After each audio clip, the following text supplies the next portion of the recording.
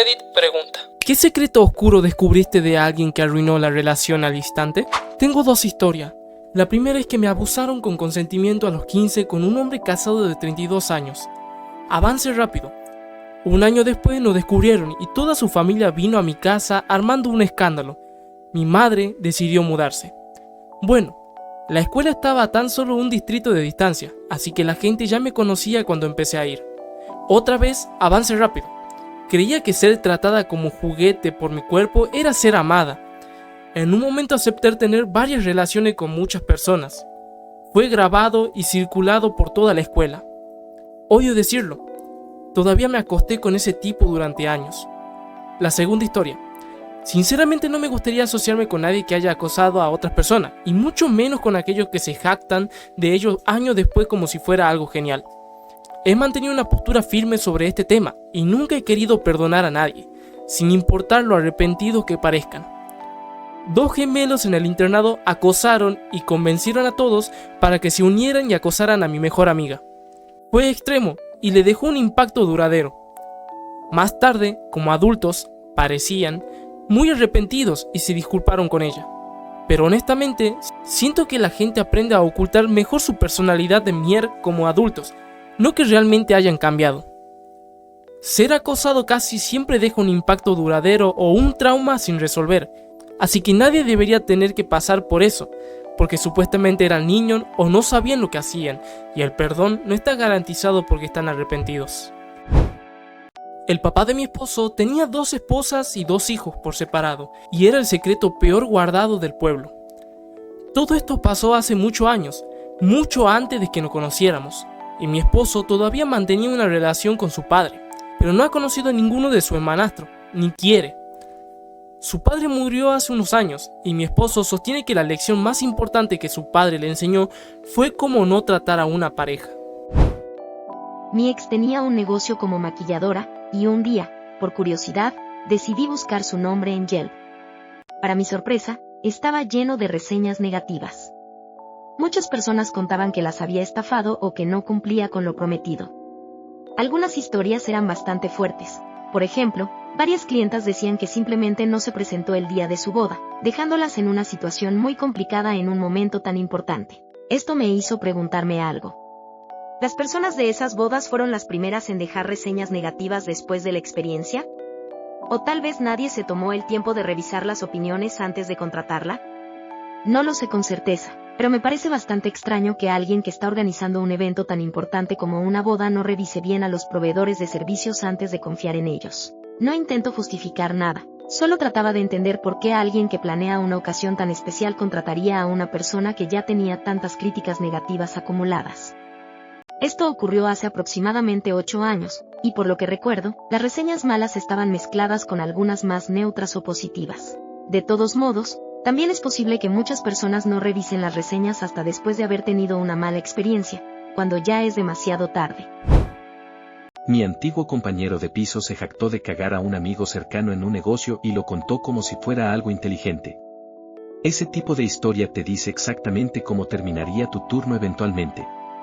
Lo más loco es que tenía toda la razón, porque lo hizo de nuevo con otro amigo en común 2 años después.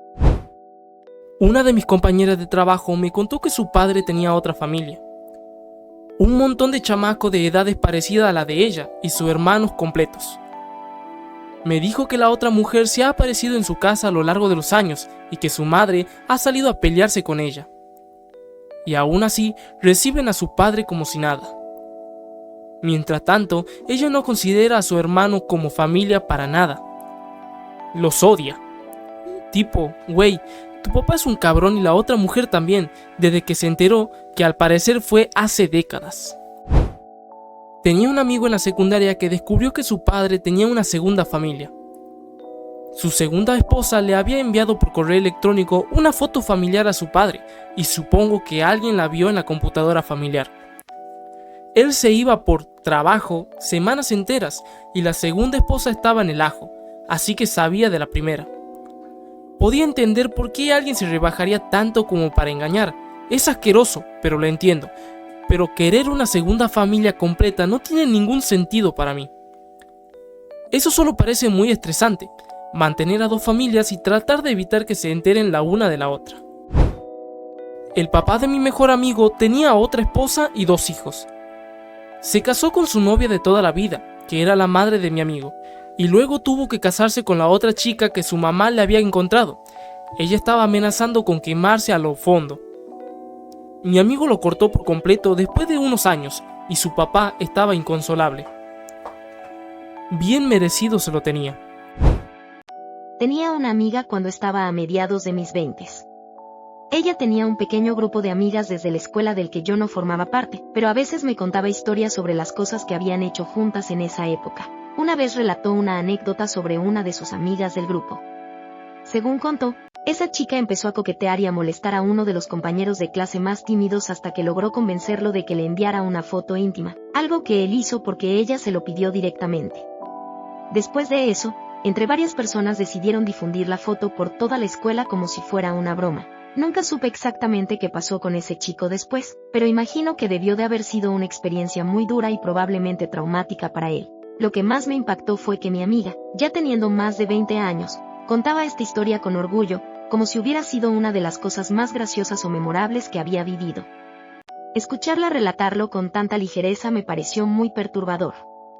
No pude volver a verla de la misma manera y, con el tiempo, simplemente dejé de hablarle. Al final, presumir de haber difundido algo así cuando eras adolescente, y hacerlo años después como si fuera una gran hazaña, me parece algo muy cuestionable desde el punto de vista moral. Esta situación me recordó otra historia que no encaja del todo con el título porque, en realidad, nunca hubo una relación cercana. Mi ex y yo éramos amigos de otras 3 parejas jóvenes que vivían en nuestro edificio, además de un vecino soltero. A veces organizábamos cenas entre todos. Una pareja servía los aperitivos en su apartamento, otra preparaba el plato principal en el suyo, que estaba un piso más arriba, y así íbamos rotando. En una de esas reuniones, el vecino soltero nos presentó a su nueva novia. Ella era un poco mayor que la mayoría de nosotros, tendría unos 30 y tantos años. Mientras estábamos comiendo el plato principal, empezó a contar una historia de su juventud. Dijo que, cuando trabajaba como monitora en un campamento, ella y otros monitores le dieron comida para perros a un niño en lugar de gulas simplemente porque el chico no les caía bien. Lo contaba entre risas, claramente sintiéndose muy orgullosa de la anécdota. Para mí fue un momento de rechazo inmediato. Me resultó muy desagradable escuchar a alguien hablar de algo así con tanta alegría. Tal vez no sea tan grave como la historia anterior, pero igual me deja bastante desconcertado ver cómo algunas personas hacen cosas crueles y, incluso después de 10 o 15 años para reflexionar, siguen contándolas como si fueran recuerdos divertidos. Algo parecido le pasó a un chico en mi secundaria. Mirándolo ahora con perspectiva, es triste pensar que la chica que lo hizo pasar por eso probablemente debería haber tenido consecuencias, pero en ese momento, hace unos 14 años, esas cosas muchas veces se ignoraban. En general, prefiero mantener distancia de la gente que se dedica a humillar o acosar a otros. A mí me hicieron bullying bastante duro cuando era más chico, y por eso me cuesta mucho respetar a quienes son capaces de tratar así a otra persona. Perdí a una amiga de toda la vida porque en lugar de pedirme 40 pesos, me estafó por esa cantidad. Fue lo más raro que he experimentado porque la ayudaba todo el tiempo, sin esperar nada a cambio. Me enteré de que mi mejor amigo, quien incluso fue el padrino en mi boda, era un pedófilo. Descubrir algo así sobre alguien en quien confiabas tanto es muy difícil de procesar y cambia por completo la forma en que ves a esa persona. Antes que nada, es importante entender que los casos de abuso y otros delitos similares muy pocas veces se denuncian. Esa es una de las principales razones por las que muchos de estos crímenes nunca llegan a investigarse ni a procesarse judicialmente. Incluso cuando sí se presentan denuncias, los casos pueden ser complicados. Por ejemplo, las agresiones íntimas entre adultos suelen ser difíciles de demostrar porque muchas veces dependen de testimonios y de pruebas que no siempre se recogen a tiempo. Cuando se trata de abusos contra menores, la situación puede tener más consecuencias inmediatas, como la separación entre el menor y el agresor, pero aún así probar legalmente lo ocurrido puede ser complejo y requiere investigaciones muy cuidadosas. A esto también se suman problemas dentro de algunos sistemas judiciales o policiales. En distintos países se han denunciado casos de mala gestión o negligencia en las investigaciones, como el escándalo de kits de pruebas de agresión íntimo que no fueron analizados durante años en Estados Unidos. Situaciones así pueden dificultar aún más que las víctimas obtengan justicia. Además, a lo largo del tiempo han existido ciertos grupos o individuos que han intentado justificar o minimizar conductas inaceptables, algo que genera mucha controversia y rechazo social. Estos intentos de normalizar o defender comportamientos dañinos han sido ampliamente criticados y condenados por la mayoría de la sociedad. En definitiva, todo esto muestra lo complejo que puede ser el problema del abuso, no solo por el daño profundo que causa, sino también por las dificultades que muchas veces enfrentan las víctimas para denunciar y ser escuchadas. Mi amigo, Tommy, tenía un amigo que se llamaba Brian, en quien yo no confiaba. Me sentía incómodo con él. Lo recordaba de fiestas hace como 10 años, pero nunca fuimos amigos. Tommy me contó que Brian se había ido un tiempo, pero que ahora estaba de vuelta en la ciudad y que Brian estaba cuidando a la hija bebé de Tommy mientras él trabajaba. Brian siempre estaba en la casa de Tommy. Terminé googleando a Brian y descubrí que acababa de salir de la cárcel después de una larga condena por su segundo delito de cruzar las fronteras estatales para encontrarse con una menor de edad con fines íntimos. Contacté a la Oficina de Libertad Condicional y a los servicios de protección infantil después de que me le fui encima a Tommy. El hecho de que sabiendas pusiera a su hija en peligro así por cuidado infantil gratis era asqueroso, una mierda. Tommy dijo que Brian era su amigo y nunca le haría eso a su hija. No hemos hablado desde ese día. Tenía un compañero de trabajo que me contaba una historia de cómo le robaba plata a su madre en la época de la universidad. Su madre trabajaba en otro país y cuando le tocaba pagar la matrícula de la universidad, él inflaba los precios artificialmente y se quedaba con la diferencia. Así por 4 años dice que se gastaba la plata en mujeres y apuestas, pero más que todo en mujeres. Su madre trabajaba de empleada doméstica. No tiene ningún problema en contar la historia como si fuera chistoso. Lo empecé a ver diferente desde ese momento. Mi esposo y yo teníamos unos amigos así después de que estafaron a sus amigos más cercanos en un viaje grupal, planificando y reservando el viaje y luego diciéndoles a todos que costaba más de lo que realmente costaba. Así que su parte del viaje era secretamente gratis. Los dejamos. Me enteré de que mi hermano tenía 2 familias, 2 grupos de hijos y 2 esposas. Cuando todo salió a la luz fue un shock enorme para todos. Mi tío Larry estaba casado con la hermana de mi mamá, Diane. Antes de casarse con él, mi tía había estado casada con otro hombre, con quien tuvo 2 hijos. Uno de ellos murió muy pequeño, creo que alrededor de los 2 años, por Tay-Sachs. El otro hijo sobrevivió, pero después del divorcio el padre prácticamente desapareció de su vida. Más tarde, Diane se casó con Larry y tuvieron otro hijo juntos. Sin embargo, Larry nunca fue especialmente amable con el hijo mayor, que no era suyo. El chico tenía apenas 2 o 3 años cuando Larry entró en la familia. Larry tenía un carácter difícil y pasaba la mayor parte del tiempo encerrado en el dormitorio viendo la serie M***S**H durante horas. Mientras tanto, mi tía solía estar frente al televisor casi todo el día, muchas veces dormida o muy afectada por los medicamentos que le recetaban los médicos. Años después, Larry consiguió que el hijo mayor trabajara en el mismo lugar que él, en una cooperativa donde se ganaba bastante bien. El chico, Steven, en realidad no tenía mucho interés en ese trabajo, pero mientras estuvo allí unos meses empezó a notar algo extraño. Larry parecía tener una relación muy cercana con una mujer del trabajo, salían a almorzar juntos y pasaban bastante tiempo juntos. La curiosidad pudo más que él. Steven decidió seguirlo un par de veces y hasta pagó a alguien para que averiguara más información.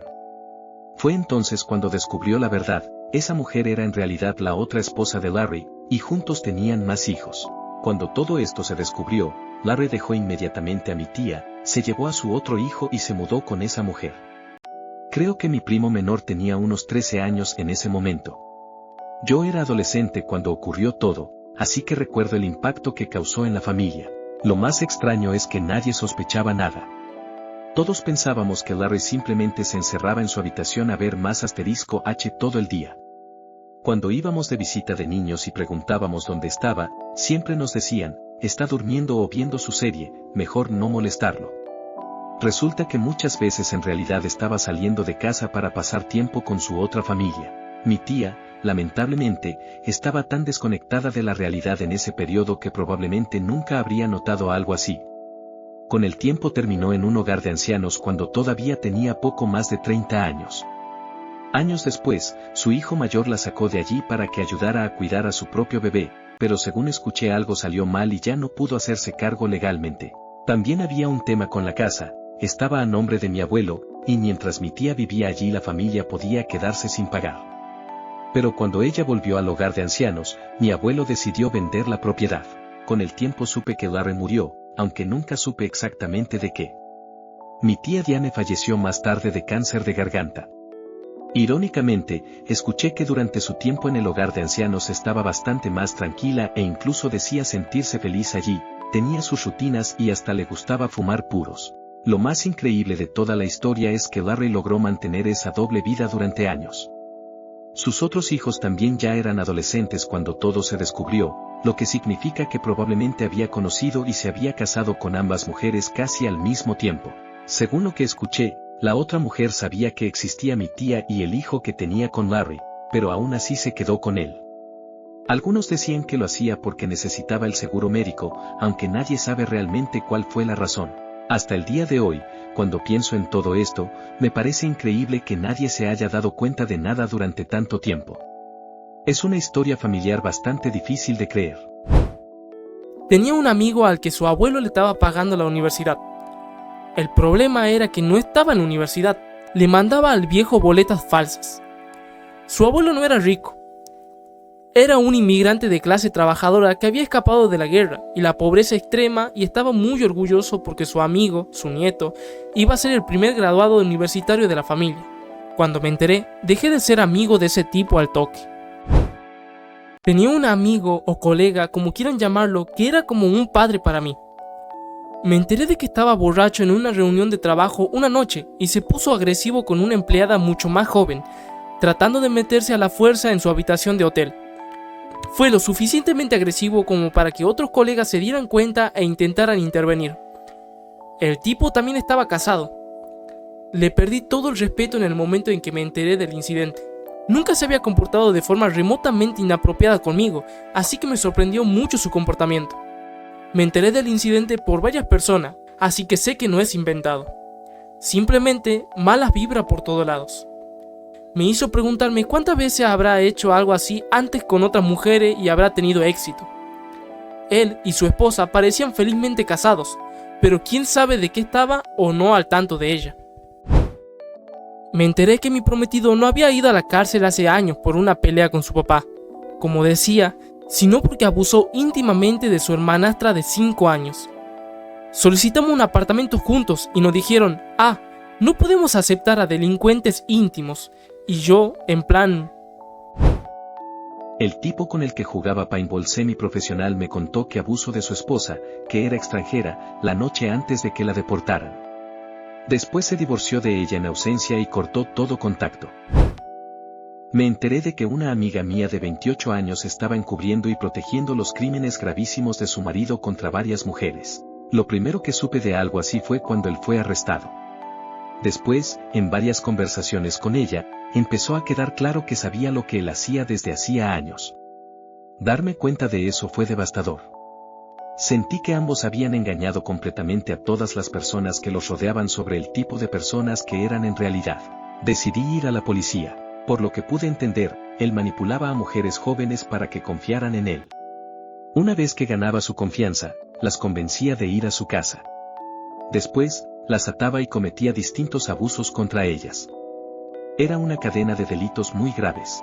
La mayoría de las mujeres eran estudiantes extranjeras en situaciones vulnerables, lo que hacía mucho más difícil que se animaran a denunciarlo. La mujer que finalmente lo hizo fue increíblemente valiente. Nunca supe con certeza cómo mi amiga se enteró de todo en primer lugar. Supongo que él mismo se lo contó en algún momento, o que fue descubriéndolo con el tiempo. Lo que sí sé es que no parecía importarle. Algunas de las cosas que dijo sobre las mujeres a las que él había dañado eran horribles. Parecía convencida de que ellas se lo merecían por haberse involucrado con un hombre casado. Era una persona muy religiosa, y aparentemente utilizaba esa visión para justificar lo que estaba pasando. Después de su arresto, vino a mí buscando ayuda debido a mi experiencia en ciertos temas. Al principio la apoyé porque asumí que no tenía idea de lo que su marido había estado haciendo. Pero en varias conversaciones empezó a decir cosas que indicaban lo contrario. Poco a poco fui haciendo preguntas y profundizando en lo que decía. Fue entonces cuando descubrí algo aún peor: ella había estado ayudándolo activamente. En varias ocasiones había desocupado su casa para que él pudiera llevar a las mujeres allí. Él le había contado detalles de lo que hacía, y ella incluso lo había ayudado a destruir pruebas después. Tenía una justificación para cada una de esas cosas. Calculé que sabía lo que ocurría desde hacía al menos 5 años y que, durante ese tiempo, había facilitado que él dañara a al menos media docena de mujeres. Probablemente hubo más víctimas, pero esa fue toda la información concreta que pude obtener. Aunque pueda parecer que pasé meses investigando, en realidad todo sucedió en unas 2 semanas. Ella confiaba en mí y me llamaba todos los días para hablar, creyendo que yo estaba completamente de su lado. Cuando tuve suficiente información, fui a la policía. Después de eso, ella me bloqueó de todas partes, como si de alguna manera yo hubiera sido quien traicionó la amistad. En ese momento su reacción me pareció tan absurda que incluso terminé riéndome por la tensión acumulada. La situación, en realidad, era horrible. Conseguir la información, ir a la policía y aceptar que la amistad había terminado fue, en cierto sentido, la parte más sencilla. Moralmente era un caso tan claro que nunca dudé de lo que tenía que hacer. Lo realmente difícil fue el impacto emocional de comprender lo que habían estado haciendo y darme cuenta de que una persona que conocía desde hacía tantos años me había engañado de esa manera. Era la última persona de la que hubiera esperado algo así. Mi familia también la conocía desde que éramos niños y todos quedaron completamente en shock. Durante mucho tiempo me encontré repasando cada momento de nuestra amistad desde que conoció a su marido, preguntándome si había pasado por alto alguna señal. Después de hablar con la policía, fui a casa de un amigo. Llevaba 2 semanas escuchando cosas terribles sin poder contárselo a nadie. Cuando finalmente me sentí a salvo para soltarlo todo, perdí completamente el control emocional. Terminé en el suelo llorando mientras mi amigo me abrazaba y trataba de calmarme. Más tarde, la policía me dijo que el hecho de que yo me presentara había ayudado mucho a la víctima, que se animó a denunciar, porque estaba llena de miedo, vergüenza y dudas. Saber que mi testimonio había contribuido a respaldar su caso fue lo único positivo que pude sacar de toda la situación. Cuando mi amiga vino a pedirme ayuda al principio, yo asumí que era una esposa que recién estaba descubriendo algo horrible sobre su marido. Pero con el paso de las conversaciones empezó a culpar completamente a las víctimas y a justificar lo que él hacía. Su manera de ver el asunto estaba tan distorsionada que parecía creer que él tenía derecho a hacer lo que hacía, y que, incluso si no lo tuviera, las mujeres igualmente merecían lo que les había pasado por haberse involucrado con un hombre casado. Seguí preguntando y presionando un poco más, y finalmente confirmó muchos detalles, como él conocía a las mujeres, que hacía con ellas, que ella dejaba la casa libre cuando él quería llevarlas allí y que también lo había ayudado a eliminar pruebas. Justificaba todo, como si yo fuera a estar completamente de acuerdo con ella. A él lo habían arrestado por lo que le hizo a una mujer. Pero ella me habló de varias más. Un ex amigo de la universidad y después que anduvo con una de mis mejores amigas por varios años, como que desapareció de repente por el 2020 más o menos. De estar publicando y comunicándose seguido a nada. Era un artista bastante bueno, y además de chambear a tiempo completo en Hope Depot, era voluntario en un programa de arte chido sin fines de lucro.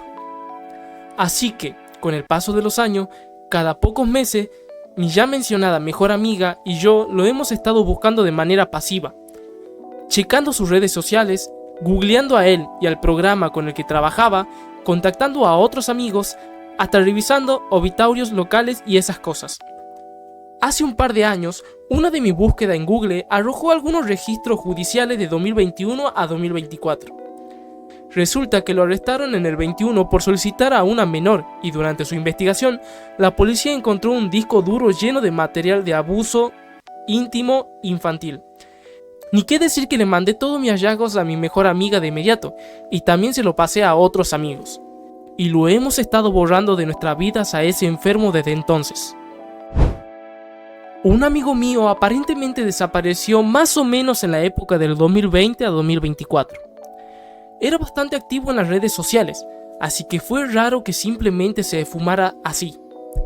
El año pasado finalmente nos pusimos en contacto y me cuenta que desapareció de las redes porque estaba en tratamiento contra el cáncer. Se me partió el corazón que tuviera que pasar por eso solo, pero respeté su decisión. Después de la llamada, busqué su nombre en Google porque se me olvidó el pueblo donde dijo que vivía y descubrí que durante los supuestos tratamientos contra el cáncer, en realidad estaba en la cárcel por robo agravado. No es nada parecido a lo que hizo tu ex amigo, pero me imputó porque no me hubiera importado la temporada de mi amigo en la cárcel. Es la mentira sobre el cáncer lo que me hizo cortar lazos. La verdadera razón por la que no tenía contacto con su familia no era porque lo maltrataban como decía, sino porque su hermana lo acusó de algo turbio. Hace unos 20 años nos enteramos de que mi primo, que para mí era casi como un hermano, había abusado de mi sobrina, que en ese momento tenía apenas 5 años. Desde ese día no he vuelto a hablar con él. A veces la gente habla de la lealtad familiar como si fuera algo que debe estar por encima de todo. Pero para mí hay límites muy claros, y proteger a los niños es una línea que nunca se puede cruzar.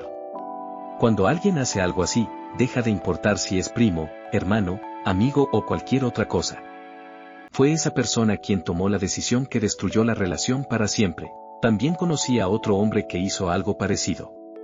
Terminó recibiendo una condena de 2 años. Después de cumplir su pena volvió al pueblo y, sorprendentemente, mucha gente actuó como si nada hubiera pasado y lo aceptaron de nuevo con bastante normalidad. A mí siempre me resultó muy difícil entender cómo algunas personas pueden ignorar algo tan grave. Tiempo después supe que, mientras estaba en prisión, otros reclusos lo habían atacado gravemente por lo que había hecho. Edith, quiero agregar un poco más de contexto, porque muchas personas preguntaron cómo se descubrió todo. Este hombre y otra persona estaban involucrados en esos abusos contra sus propios hijos. Además, tomaban fotografías de todo lo que hacían. Esto ocurrió antes de que existieran las cámaras digitales, así que utilizaban rollos fotográficos tradicionales. En algún momento llevaron uno de esos rollos a un negocio local para revelarlo. Cuando el personal vio el contenido de las fotos, se dieron cuenta inmediatamente de que algo estaba muy mal y avisaron a la policía. El pueblo es pequeño, de unos 6.000 habitantes, así que no fue difícil identificar quiénes eran. Gracias a eso, ambos fueron arrestados poco tiempo después.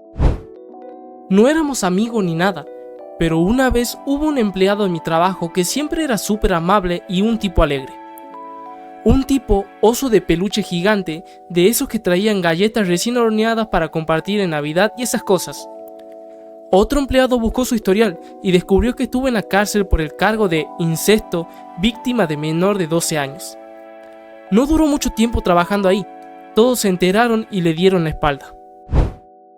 Mi prima se derrumbó en la escuela un día y le confesó a la consejera que quería porque mi abuelo la había estado molestando por años. Eventualmente lo condenaron y fue a la cárcel por varios años, pero le dieron la libertad anticipada durante el COVID. Nunca ha admitido su crimen y sospechamos de que ella no era su única víctima. Mi abuela se ha mantenido a su lado y probablemente lo encubrió todo este tiempo, aunque solo fuera haciendo la vista gorda. Básicamente, toda la familia lo rechaza ahora. No he hablado con ninguno de los dos desde que me enteré, y nunca más lo haré. Por lo que a mí me respecta, es como si estuvieran muertos. Mi prima parece estar mucho mejor. Antes tenía un amigo a distancia que conocí por amigos en común. Al principio parecía muy chévere, pero luego cortó con su novia y las cosas se pusieron feas, aunque nunca supimos la verdad completa. Años después, seguíamos en contacto por mensaje de texto y durante el COVID jugamos un montón de Warzone juntos. Se casa con otra chica y nos dice que va a conseguir un trabajo en una base de investigación en un lugar muy remoto y que no iba a poder comunicarse con nadie por un tiempo, lo cual le creímos porque tenía un título de geología. Eventualmente algo pasó entre él y su esposa nos contactó diciendo que les mintió a todos sobre todo, incluyendo a ella. No iba a trabajar en una base de investigación remota. Iba a ir a la cárcel por un montón de cargos relacionados con disputa doméstica contra una exnovia, que es por eso que la última novia cortó con él. Incluso le dijo a su esposa que estaba haciendo todas sus entrevistas y reuniones por Zoom para su nuevo trabajo, cuando en realidad se estaba reuniendo con su abogado y asistiendo a sus audiciones judiciales en línea. Esto todavía era durante el COVID, así que muchas cosas todavía se hacían en línea en lugar de persona. No he hablado con él desde que su esposa en ese momento nos soltó esa bomba.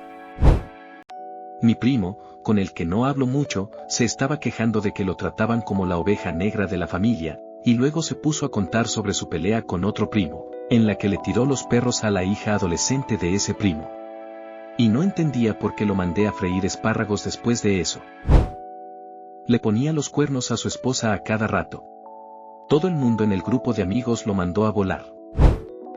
Estaba trabajando en una tienda por un tiempo. Durante la Navidad de un año, una de mis compañeras de trabajo estaba hablando de los regalos que había comprado para sus hijos, iPads, iPhones, un montón de cosas caras. Justo después de hablar de los regalos, metió con calzador el hecho de que era muy lista y se inscribió en un programa de canastas de regalos para personas de bajos ingresos para que sus hijos pudieran recibir más cosas. Eran muy de clase media, ya que su marido era dueño de su propio negocio.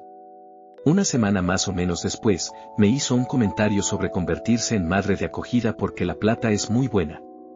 Me caía mal por muchas más razones que esa, pero, madre mía, era un personaje.